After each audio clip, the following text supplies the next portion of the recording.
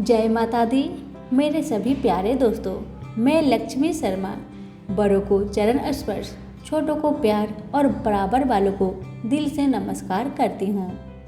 आज आप सभी सुनेंगे श्रीमद् भगवत गीता का 12वां अध्याय महात्म्य सहित। अंत तक जरूर सुनिएगा और दूसरों को भी शेयर कीजिएगा।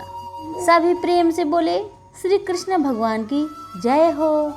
अर्जुन ने पूछा, इस प्रकार जो भक्त सदैव योग युक्त होकर आपकी उपासना विधि पूर्वक करते हैं और वे जो अव्यक्त पर ब्रह्मा को भजते हैं, इन दोनों में कौन सा योगी श्रेष्ठ है?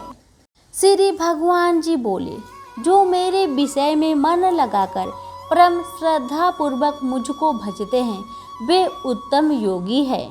मैं यह मानता हूँ, परंतु जो इंद्रियों को संयम करके सर्वत्र समदृष्टि रखने वाला, सब प्राणियों के हित में लगे हुए, अकथनीय, अव्यक्त, सर्वव्यापी, अचिंतनीय, निर्विकार, अचल ध्रुव अक्षर का भजन करते हैं, वे भी मुझे प्राप्त होते हैं।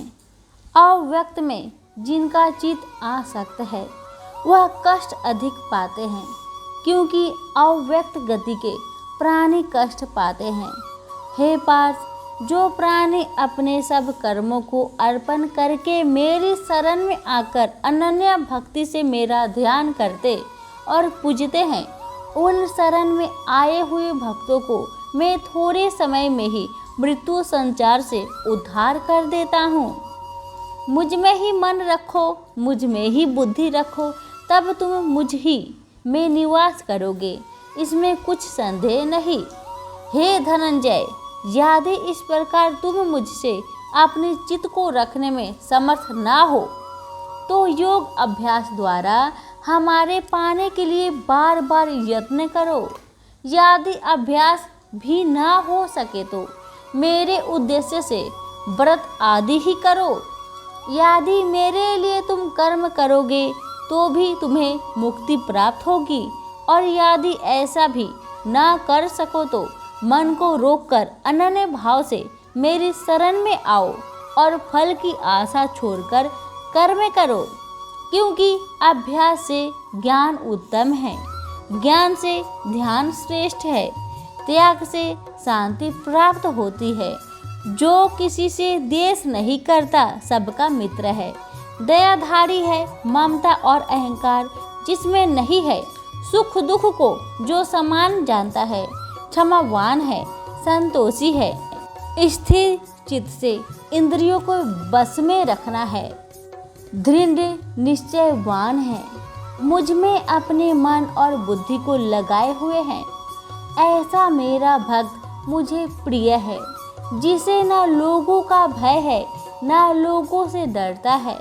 ऐसा जो हर्ष, ईर्ष्या, दुष्टों के भय और विषाद से रहित है, वह मेरा प्रिय है। जो कुछ मिले उसी में संतुष्ट, पवित्र पक्ष, निष्पक्ष, दुख रहित, फल की आशा त्याग कर करने वाला, ऐसा जो मेरा भक्त है, वह मुझे प्रिय है।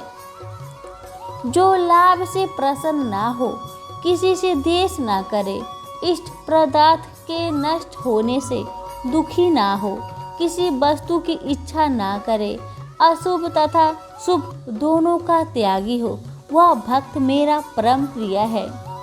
जिसको शत्रु और मित्र, मान और अपमान, सर्दी और गर्मी, सुख तथा दुख समान है, और जो वासनाओं से रहित है, निंदा एवं स्तुति का समान जानता हो, जो मुझ में श्रद्धा करके मुझे जानता हुआ इस अमृत के समान कल्याणकारक धर्म का आचरण मेरे उपदेश अनुसार करते हैं, वे मुझे अत्यंत प्रिय है।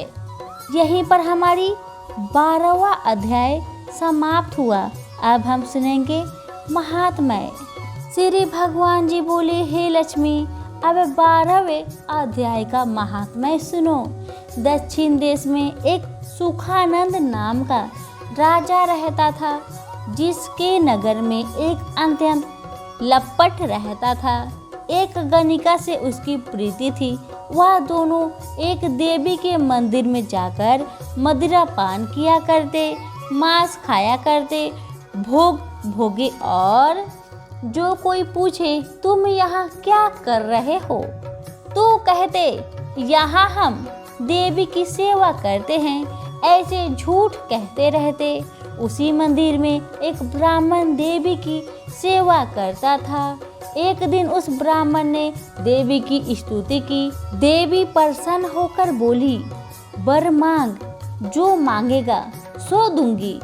उसने धन और संतान का सुख मांगा। देवी ने कहा, हे ब्राह्मण, मैं अवश्य तुझे संतान सुख दूंगी, पर एक काम कर, पहले इन दोनों का उद्धार कर ले। तब ब्राह्मण ने नारायण जी का तप किया। भगवान प्रसन्न हुए तथा नारायण जी गरुड़ पर बैठकर आए और कहा, तेरी क्या कामना है? ब्राह्मण ने पूछा, इन दोनों का उद्धार कैसे हो? श्री नारायण जी बोले, हे ब्राह्मण, गीता जी के 12वें अध्याय का पाठ सुनाओ तो दोनों का उद्धार हो जाएगा। तब उस ब्रीप ने भगवान की स्तुति कर धन्यवाद दिया। फिर ब्रीप ने उस गणिका और लंपट को बैठाकर गीता के 12वें अध्याय का पाठ सुनाया। सुनते ही उन दोनों की देही छूटी और देवदेही पाकर बैकुंठ को गए। सभी प्रेम से बोले, श्री लक्ष्मी नारायण की जय हो।